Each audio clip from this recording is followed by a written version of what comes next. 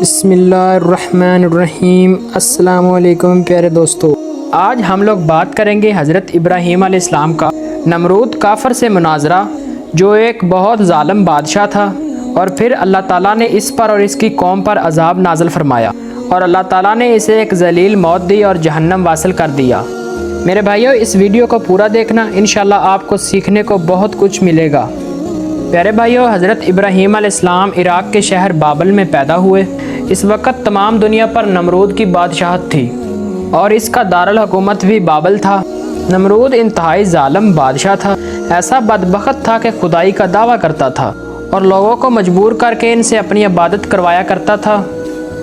اس وقت جب ہر طرف کفر و شرک پھیلا ہوا تھا، اللہ تعالیٰ کے پیارے نبی حضرت ابراہیم علیہ السلام نے کلمہ حق بلند فرمایا اور دین حق کی تبلیغ شروع فرمائی، اور لوگوں کو اللہ وحدہ لا شریک کی عبادت کی طرف بلایا۔ اور اس سلسلے میں حضرت ابراہیم علیہ السلام اور نمرود کے درمیان مناظرہ ہوا۔ اللہ تعالیٰ نے اس مناظرے کا ذکر اپنے پاک کلام قرآن پاک میں پارہ نمبر 3 سورہ بقرہ میں ذکر فرمایا۔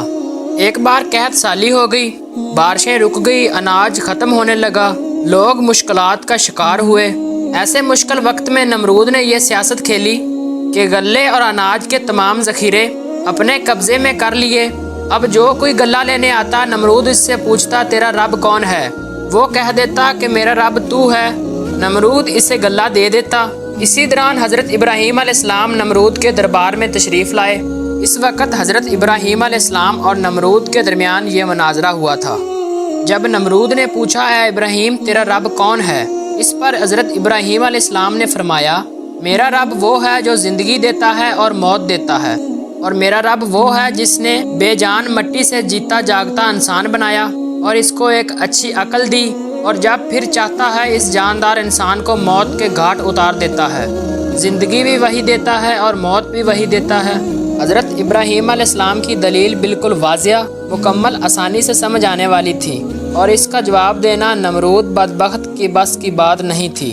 البتہ نمرود ایک بادشاہ تھا، آس پاس سب اس کے وزیر مشیر تھے، اسے خدا ماننے والی عوام تھی، اور ان سب کے سامنے حضرت ابراہیم علیہ السلام کی دلیل کا جواب نہ دے سکنا نمرود کے لیے سخت ذلت کا سبب تھا۔ اس بیوقوف نے اپنی جھوٹی عزت بچانے کے لیے کہا میں بھی زندگی دیتا ہوں اور موت دیتا ہوں۔ اے ابراہیم علیہ السلام، آپ کے کہنے کے مطابق اگر رب وہ ہوتا ہے جو زندگی دیتا ہے اور موت دیتا ہے تو یہ کام میں بھی کر سکتا ہوں۔ پھر نمرود نے اپنے اس دعوے کو ثابت کرنے کے لیے قید خانے سے 2 قیدی منگوائے، اس میں سے ایک کو قتل کر دیا اور ایک کو آزادی دے دی، اور کہا دیکھو میں نے جس کو چھوڑا اسے میں نے زندگی دی اور جس کو قتل کر دیا اس کو موت دے دی۔ استغفر اللہ، کیسی حماقت کی بات ہے۔ حضرت ابراہیم علیہ السلام کی دلیل واضح اور سچی تھی۔ وہاں موجود سب لوگ نمرود کے حمیتی تھے، وہ نمرود کی اس حماقت کو نمرود کی فتح سمجھتے تھے، لہٰذا حضرت ابراہیم علیہ السلام نے اپنی اس دلیل کو ایک دوسرے انداز میں ارشاد فرمایا۔ اللہ سورج کو مشرق سے طلوع کرتا ہے اور مغرب میں غروب کرتا ہے، تو بس اتنا کر کے سورج کی سمت بدل دے۔ بس یہ سننا تھا اور نمرود کے ہوش اڑ گئے۔ اس بدبخت سے اور تو کچھ نہ بن سکا، بس بولے میرے پاس تمہارے لیے غلہ نہیں ہے، اسی رب سے مانگو جس کی عبادت کرتے ہو۔ حضرت ابراہیم علیہ السلام خالی ہاتھ واپس ہوئے، راستے میں ایک ریت کا تھیلا بھرا اور اپنے گھر پہنچے، تھیلے کو رکھا اور خود آرام فرمانے لگے۔ جب آپ علیہ السلام نیند سے بیدار ہوئے تو آپ کی بیگم حضرت سارہ رضی اللہ تعالی عنہا نے کھانا پیش کیا، اور حضرت ابراہیم علیہ السلام نے پوچھا یہ اناج کہاں سے آیا؟